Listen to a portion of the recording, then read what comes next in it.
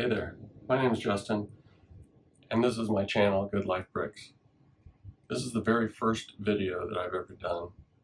I've been a Star Wars Lego fan since they came out in 1999. If we go back even further, I was a Star Wars fan when the first movie came out in '77. I was only 2, but you know how that goes. And then I was also a Lego fan all the way back in 1978 and 1979. In my estimation, the greatest match made in heaven was Lego and Star Wars. So that's what I'm here to celebrate. In honor of this being my first video, I thought it might be fun to go back and take a look at the very first Star Wars Lego that I ever got.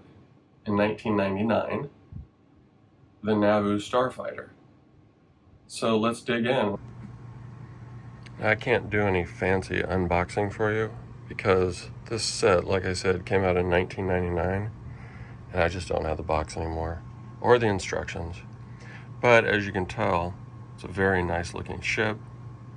It's got a utility vehicle of some kind that came with it, and then 4 minifigures. The first 2 that we want to take a look at are Anakin and R2-D2. You can see that Anakin has the yellow skin. This was long before Star Wars Legos switched over to more authentic looking skin tones. And you can see that R2 looks a lot different than the modern day.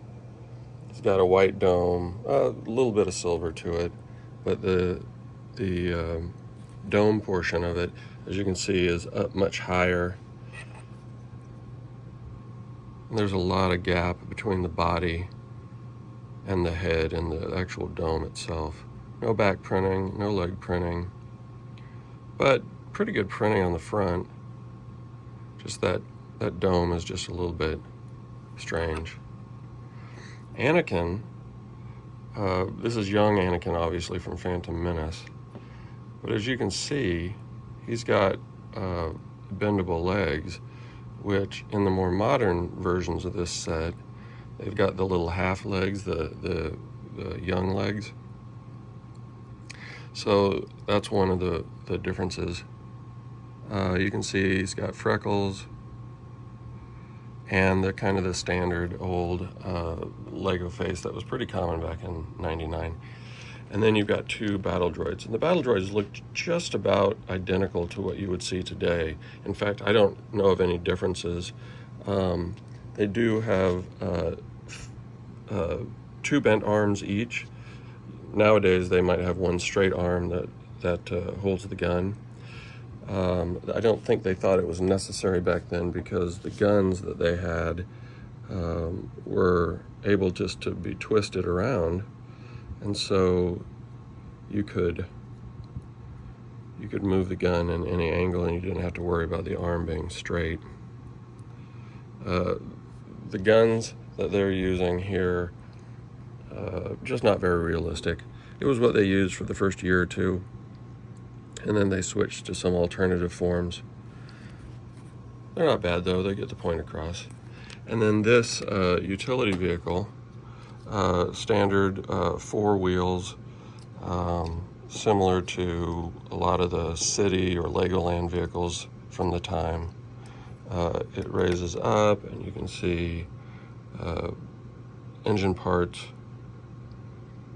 but it doesn't really do anything. I mean, you could put a figure on it if you wanted to and set it there and let him ride around, but it doesn't do a lot. Now the ship itself, it's that standard sleek N1 Naboo Starfighter. The cockpit comes all the way off, so you can put, in this case, Anakin in the cockpit to fly the plane. You can see it's got a control panel, enough room for 1 person to sit. It's got the writings on the side. It's got the astromech slot for R2. And then it's got the large engines that it's really well known for, with the back tail. And then it's got the tail in the very back of the plane that spins just a little bit. I don't know that that's on purpose or not, but you know, again, this is a 1999 Lego, and I think it holds up pretty well. I mean, it's not as great as some of the models that you might see today, and I'll do a quick comparison here in a second and show you some of the one of the more recent ones. But you definitely get your point across. You know exactly what the ship is. It's very similar to what you see in the movies. And it's just a sleek, good-looking ship. This is one of my favorite ships from the Star Wars universe. Two tones of yellow and gray are just really nice looking. And this ship is very memorable, and it stands out. For comparison's sake, this is the Naboo Starfighter from 2015. You can see it's quite a bit bigger. It's got more gray. It's got more front paneling. They were making an attempt to cover up more of the studs here, which, I don't know, it's Lego. I think there should be studs, but bigger engines, a little more detail on the engines. And I mean, just from a size perspective, it's maybe half again as large as the one from 1999. The cockpit can open and close without totally detaching it. I was talking earlier about the difference between the R2. Here's the one from 1999, and this is the one from 2015. And so you can see there's quite a bit of difference. I think the one from 2015 looks a lot more realistic. It has the silver dome that goes all the way down to the body. Still no back printing, but the similar printing on the front. And I think just a little bit better looking. And then we have the comparison between Anakin.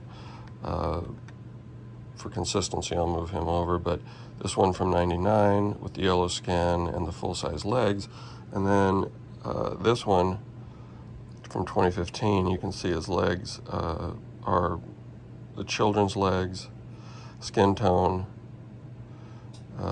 into that light nougat, they call it, and then they gave him some hair.